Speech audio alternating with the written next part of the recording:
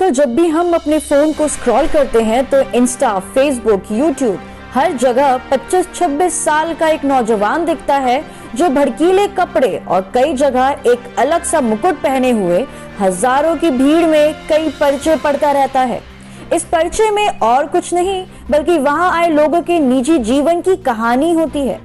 ये युवक है बाबा बागेश्वर महाराज धीरेंद्र शास्त्री, जो दावा करते हैं कि लोगों के बिना कुछ कहे वे उनके बारे में सब कुछ जान सकते हैं। जी हाँ, सब कुछ। आइए जानते हैं कौन है ये व्यक्ति और क्या है इसकी पूरी कहानी। सबसे पहले जानते हैं बाबा बागेश्वर धाम के बारे में। बाबा बागेश्वर धाम मध्य प्रदेश के छतरपुर जिले में स्थित एक तीर्थ स्थल है जहां हनुमान जी की पूजा होती है। यह छतरपुर से 25 किलोमीटर दूर नेशनल हाईवे 39 के पास बसे गढ़ा नाम के एक गांव में बसा है। यहाँ के पीठाधीश्वर धीरेंद्र कृष्ण शास्त्री हाल में ही अपने दरबार में माइंड रीडिंग को लेकर काफी सुर्खियों में आए हैं। वह दरबार में आए लोगों की इच्छाओं को उनके बिना कुछ बताए पर्ची पर लिख देते हैं और साथ ही उसका समाधान भी बताते हैं। लोग इसे चमत्कार कहते हैं तो वही विज्ञान की नजरों में यह महज एक कुशल माइंड रीडिंग की कला है जो कि कई साइकोलॉजिस्ट करने में सक्षम होते हैं। धीरेंद्र शास्त्री अपने सत्संग में रामचरितमानस और शिव पुराण का पाठन करते हैं।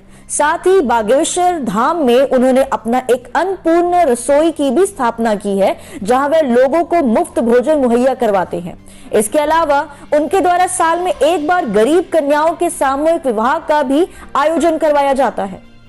आइए जानते हैं धीरेंद्र कृष्ण शास्त्री के शुरुआती जीवन के बारे में।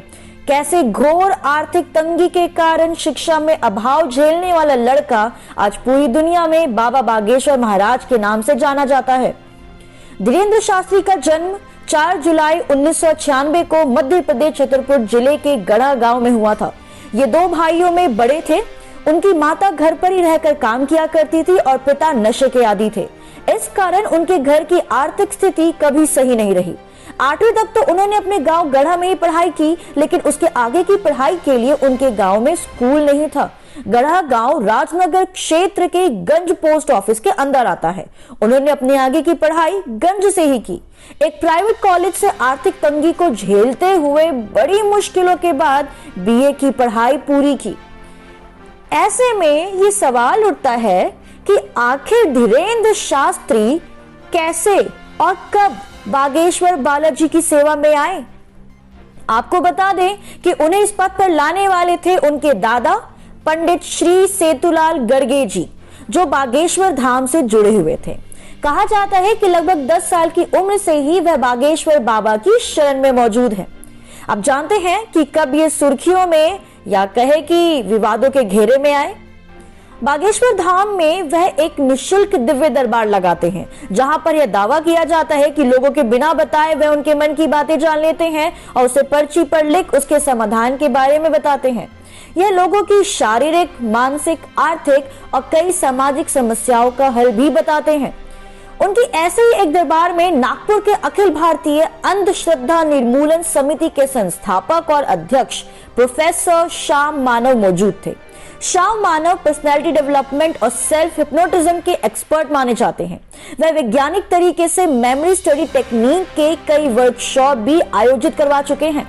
श्याम मानव ने भरे दरबार में सबके सामने धीरेंद्र शास्त्री को चुनौती देते हुए उन पर अंधविश्वास फैलाने का आरोप लगाया। जब यह मुद्दा मीडिया में उछला तो धीरेंद्र शास्त्री ने उन्हें अपने दरबार में आमंत्रित करके कहा कि वह बागेश्वर बालाजी के सेवक मात्र हैं, जो कि उनके आदेश पर यहाँ आए और उनके कहने पर ही आगे काम कर रहे हैं। आपको बता दें कि धीरेंद्र शास्त्री को स्वामी रामदेव, सदगुरु जग्गी वासुदेव, साध्वी प्राची, प्रज्ञा ठाकुर और गिरिराज सिंह जैसे कई नामी लोगों का समर्थन प्राप्त है।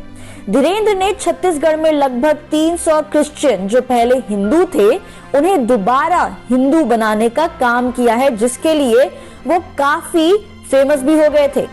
अखिल भारतीय अखाड़ा परिषद भी इनका समर्थन करता है।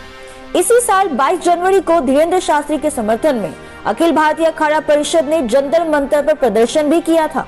25 जनवरी को नागपुर पुलिस ने श्याम मानव द्वारा लगाए गए आरोपों में धीरेंद्र शास्त्री को क्लीन चिट दे दी।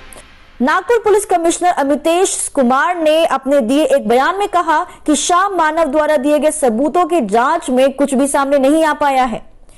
25 जनवरी से मध्य प्रदेश ने धीरेन्द्र शास्त्री को मिलने वाली हत्या की धमकी के कारण उनकी सिक्योरिटी भी बढ़ा दी है। इनसे जुड़ी और जानकारी को जानने के लिए कमेंट बॉक्स में टाइप करें कि आप इनके बारे में और क्या जानना चाहेंगे। आज के लिए इतना ही। देखते रहिए द लोकदूत।